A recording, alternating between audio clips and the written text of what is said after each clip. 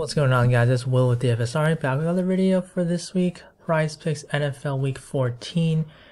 For this one, I'm going to give you guys 5 plays, starting off with the touchdown combo category. This one's been pretty good to us. There was actually a Justin Jefferson plus Devontae Adams one for 0.5, which I absolutely loved, but that is already off the board. We posted that, played that in the DFS Army Discord, so the members were able to play that one. But I do have another one, and that's going to be DJ Moore plus Justin Fields.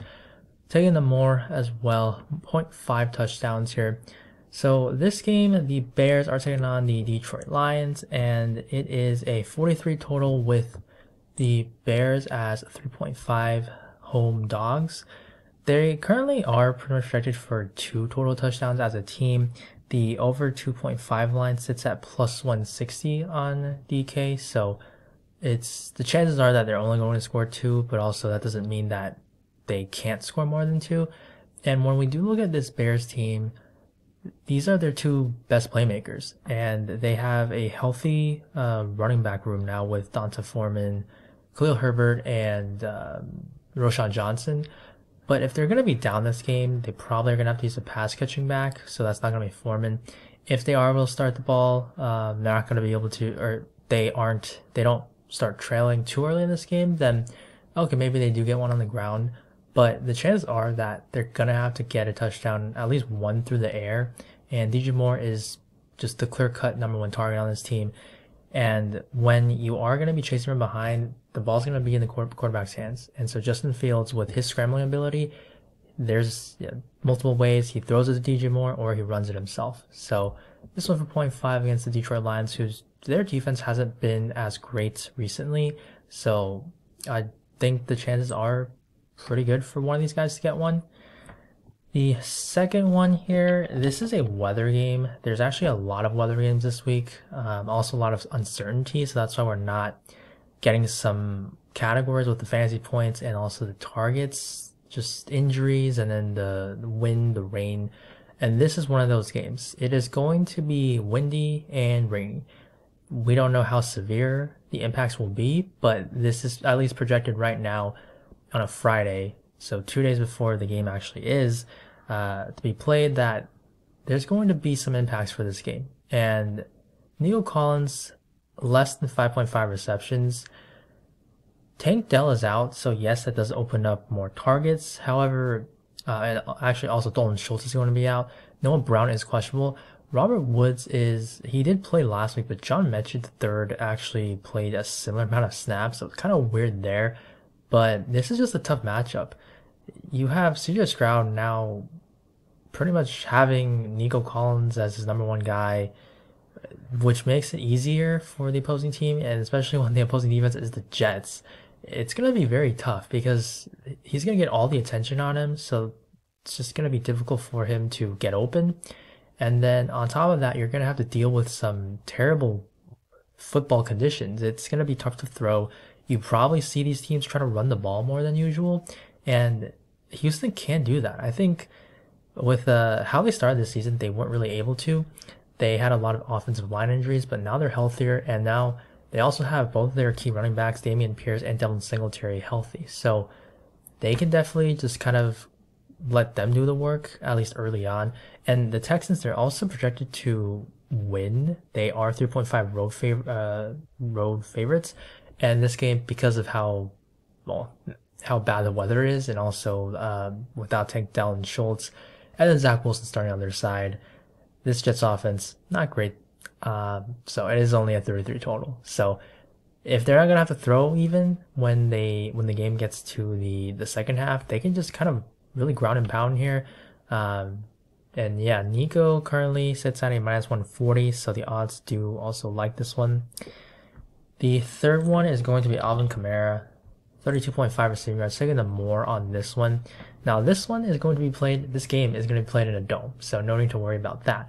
But we do need to worry about who's going to be playing for the Saints.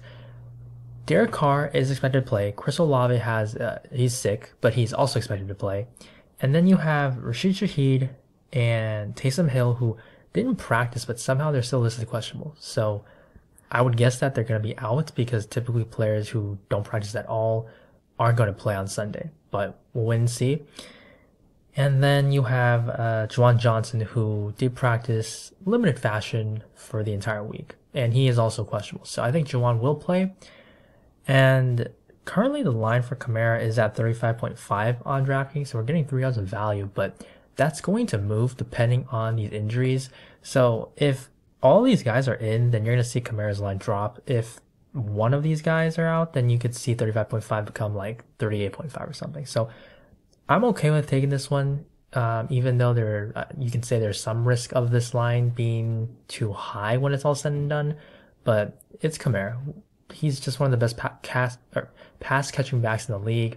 They're playing in a dome. Carolina's defense isn't, I mean, it's not terrible, but it's also not great. And the Saints do rely on him quite a bit. They are 6-point home favorites with a 39 total. Michael Thomas still going to be out. So I like this one. I think at 32.5 we can get kind of like a head start, a little bit discount, hopefully, depending on who does end up playing for the Saints here. The fourth one, yet again, a wait and see, but I am okay with taking this one because of the matchup. So Jerome Ford, more than 14.5 receiving yards. We have no idea who is the starting quarterback for the Cleveland Browns. And also we don't know who the starting quarterback for the Jaguars are going to be because Trevor Lawrence did get injured on Monday night, but he's actually questionable, so kind of remarkable if he's able to play for this one, or play in this one. But Jerome Ford, we want Joe Flacco to be his quarterback because he is captain check down, and we need that guy to check down to Ford multiple times here. Now, DTR, he is the other option that the Browns could start at QB. He's not, it won't kill this play. This play is actually also has a few yards of value at 17.5 right now. But we do want Flacco because I think if DTR does start, this line probably is going to be 17.5 on the books, and maybe 14.5 is kind of like a fine play. But the Jaguars, this is why I'm taking it. The matchup, Jacksonville allows the second most running back receiving yards this year, and they've allowed the most most receptions and the most running back targets. So it's really as good of a matchup as you can get for a running back when you're taking the more on the receiving yards. Hopefully you do get Joe Flacco, but if it's DTR, this play is still fine. And now the next and final play. I mean, there's just no easy spot, to be honest, right now. Dallas Goedert. Now, the issue with this one, going to be another more 3.5 receiving yards, is we don't know what his playing time is like, but I'm just trying to think logically here. His injury was the forearm, and that he was out a few weeks. With that kind of injury, usually players will return and play pretty much all the snaps. So I don't think he's going to be limited. However, we're getting a discount here because Dallas Goedert typically is not this low. And this is one of the better game environments. This is actually the highest total on the slate at 51.5.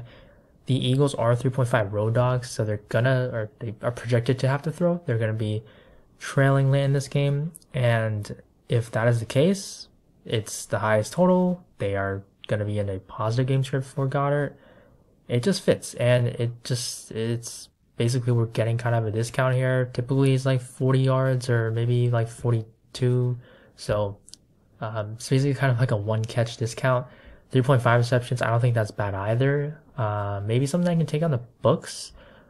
This yard play as well, it's exactly 3.5 on the books as well. So both of these 3.5 receptions, you can go to that one if the yards bump.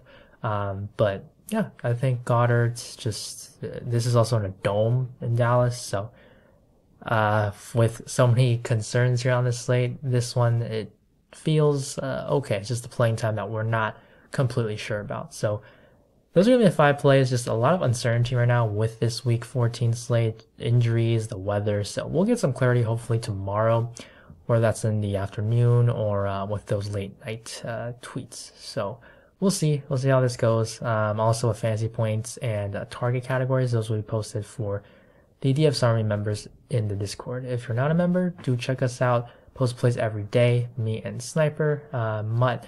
All of the guys are going to be in there posting just pretty much every sport out there, and members also sharing their plays as well. So great community we got going here on Discord.